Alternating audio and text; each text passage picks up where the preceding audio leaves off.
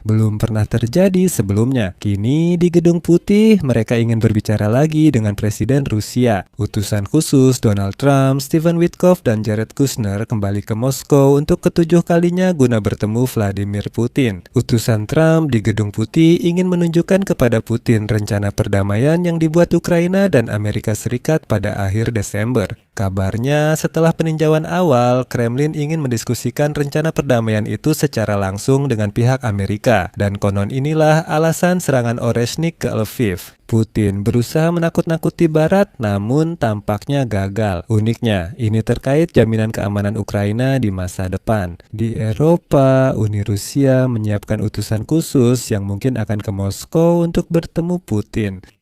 Di Eropa, makin sering didorong pemulihan dialog dengan Kremlin agar tidak tersisih dari pembicaraan Amerika Serikat-Rusia.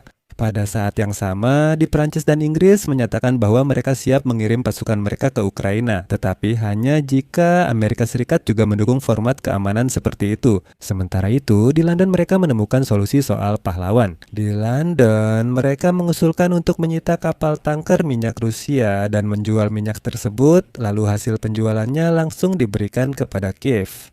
Nama saya Alexei Peci. Mari kita bahas topik ini bersama-sama, tapi sebelum kita mulai, saya minta kalian untuk subscribe ke channel ini, beri like, tulis komentar apa saja di episode ini, dan jangan lupa untuk follow channel Telegram saya, Peci News. Link ada di deskripsi video. Jika episode ini bermanfaat dan menarik, kalian dapat mendukung channel YouTube ini dengan donasi atau berlangganan sponsor berbayar lewat link dan info yang tersedia di akhir episode. Di deskripsi video ini tertulis, dukung channel Alexei Peci, pilih format yang nyaman. Saya sangat berterima kasih atas dukungan kalian. Jadi mari kita mulai. Utusan khusus Amerika Serikat Stephen Witkoff akhir Januari akan ke Moskow bernegosiasi dengan Vladimir Putin bersama Jared, menantu Donald Trump. Hal ini dilaporkan oleh kantor berita Bloomberg. Dalam kunjungan ketujuh ke Kremlin tahun ini, Witkoff ingin menunjukkan kepada Vladimir Putin versi baru rencana perdamaian Ukraina yang menurut Gedung Putih sudah 90% siap. Meskipun perlu dicatat bahwa Kremlin sudah menerima dokumen ini dan bahkan telah memiliki waktu untuk mempelajarinya. Namun, alih-alih memberikan jawaban, Rusia justru menyerang Lviv dengan rudal. Setelah itu, orang-orang Rusia yang liar mengancam akan melakukan serangan serupa ke Eropa. Lalu, mengapa Witkoff kembali terbang ke Moskow? Pertanyaan logis pun muncul, dan di sini jangan terburu-buru mengambil kesimpulan. Sekarang, seperti kata pepatah, mari kita jelaskan semuanya satu persatu. Rencana perdamaian yang disusun pemerintahan Donald Trump selama setahun lebih masih menyisakan banyak pertanyaan, termasuk soal wilayah. Kremlin tetap ngotot menguasai seluruh wilayah Donetsk dan Luhansk.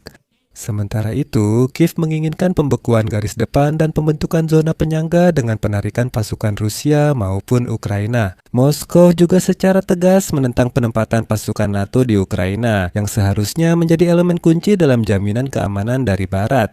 Nasib pembangkit listrik tenaga nuklir Zaporizhia terbesar di Eropa masih belum jelas. Sebelum perang, pembangkit ini memasok hampir 20% listrik Ukraina, meskipun soal penempatan pasukan NATO di Ukraina setelah penghentian tembak-menembak di Eropa, tampaknya masalah ini sudah diputuskan. Menurut Financial Times, pemimpin G7 kecuali Jepang akan langsung meminta Donald Trump memberi jaminan keamanan untuk Ukraina. Ketika mereka semua bertemu minggu depan di Forum Ekonomi Dunia di Davos. Tanpa jaminan seperti itu, bahkan para pemimpin koalisi, terutama Prancis dan Inggris, tidak siap mengirim pasukan penjaga perdamaian mereka ke Ukraina jika tercapai kesepakatan damai. Jadi, pada dasarnya di Davos, semua pemimpin Eropa berniat mengadakan pertemuan kelompok dengan Donald Trump dan Volodymyr Zelensky, dan akhirnya meyakinkan Presiden Amerika untuk secara serius menangani masalah keamanan Ukraina tanpa kepercayaan buta kepada diktator berdarah Vladimir Putin. Di Uni Eropa, mereka khawatir perubahan sikap Donald Trump yang sering bisa merusak proses perdamaian. Inggris dan Prancis siap kirim tentara ke Ukraina, asalkan Donald Trump mendukung inisiatif ini secara tertulis. Setelah itu, terungkap Stephen Witkoff dan Jared Kushner berencana membahas jaminan keamanan Barat untuk Ukraina dengan Vladimir Putin di Moskow. Lalu finalisasi di Davos saat pertemuan Eropa dengan Donald Trump dan Volodymyr Zelensky. Itulah yang diharapkan sekarang. Dan di sini sejumlah pakar termasuk dari Atlantic Council mengatakan bahwa pada tahun 2026 Rusia terus menolak tawaran-tawaran yang ditujukan untuk mengakhiri perang di Ukraina. Media mencatat pernyataan Kementerian Luar Negeri Federasi Rusia yang menegaskan Moskwa tidak akan setuju pasukan Eropa hadir di Ukraina dalam jaminan keamanan pasca perang yang diusulkan. Moskwa dikabarkan tidak mengubah pendekatannya pada perdamaian setelah Donald Trump kembali ke Gedung Putih. Meskipun Vladimir Putin tidak secara langsung menolak proses perdamaian agar tidak memicu sanksi baru,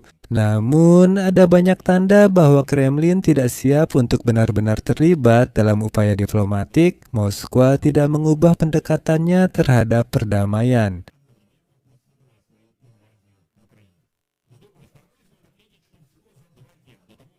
Rusia serang Lviv pakai rudal Oresnik. Perwakilan Donald Trump, Stephen Witkoff, dan Jared Kushner bertemu di Paris dengan utusan Putin, Kirill Dmitriev, dan membahas proposal perdamaian dengannya, termasuk juga jaminan keamanan Ukraina.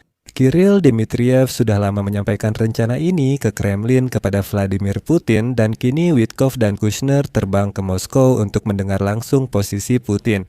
Dan sekarang bisa diduga bahwa serangan Oresnik juga bisa menjadi sinyal bagi Barat, di mana Putin menunjukkan bahwa dia tidak menyukai jaminan keamanan yang siap diberikan Barat kepada Ukraina. Seolah jika pasukan Barat ada di Ukraina, Oresnik ini akan diarahkan ke Eropa. Namun dalam episode ini muncul detail menarik. Sebelum membahas sesuatu dengan Dmitriev dari Rusia, Witkoff dan Kushner selama 2 hari melakukan negosiasi dengan tim Zelensky dan para pemimpin Eropa. Hal serupa terulang, pertama Trump bertemu Zelensky dan pemimpin Eropa di Davos, lalu Witkoff baru ke Putin. Artinya, trennya telah berubah. Sekarang orang Rusia hanya diberitahu tentang keputusan yang sudah diambil. Dan ini satu detail lagi. Ingat, saya pernah bilang bahwa Kirill Budanov, mantan kepala intelijen Ukraina, diangkat menjadi kepala kantor presiden Ukraina justru agar dia bisa melakukan negosiasi seperti ini. Dilaporkan bahwa minggu lalu Kirill Budanov tinggal 1 hari lebih lama di Paris. Setelah tim Zelensky pergi, Budanov tetap tinggal sehari lagi untuk berdiskusi dengan perwakilan Amerika Serikat tentang isu teritorial dan situasi di pembangkit listrik tenaga nuklir Zaporizhia. Namun ia tidak mengungkapkan detailnya. Dan sekarang Witkoff terbang ke Moskow. Di sini setidaknya ada sesuatu yang perlu dipikirkan. Ada satu hal lagi yang bisa menunjukkan bahwa beberapa kesepakatan mungkin sudah dekat. Negara-negara Uni Eropa mendadak memutuskan perlu membuat posisi perwakilan khusus untuk bernegosiasi dengan Rusia soal Ukraina. Ya, semacam menciptakan Stephen Witkoff versi mereka sendiri. Tujuannya agar Amerika Serikat tak membuat kesepakatan dengan Rusia tanpa sepengetahuan Eropa.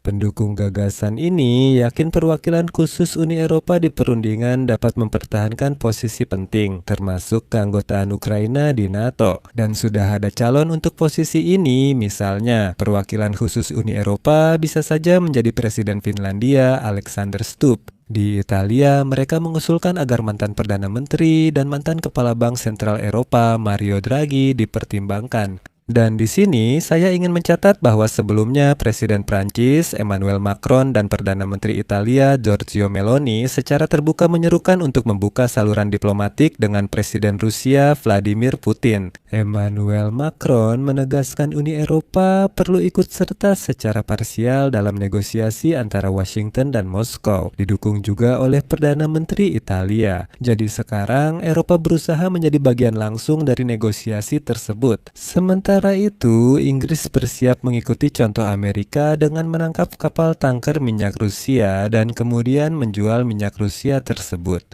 2 kapal tanker sudah mendekati Selat Inggris, tempat Inggris berencana menangkap mereka. Dan uang hasil penjualan minyak Rusia yang disita itu, Inggris berencana memberikannya kepada Ukraina sebagai semacam reparasi perang. Di sini saya akan mengakhiri dulu. Silakan subscribe channel ini, tulis pendapat dan kesimpulan Anda tentang cerita ini di kolom komentar, dan jangan lupa dukung channel ini dengan donasi Anda. Tentu saja jika episode ini bermanfaat untuk Anda, itu saja untuk kali ini. Jaga diri Anda dan sampai jumpa.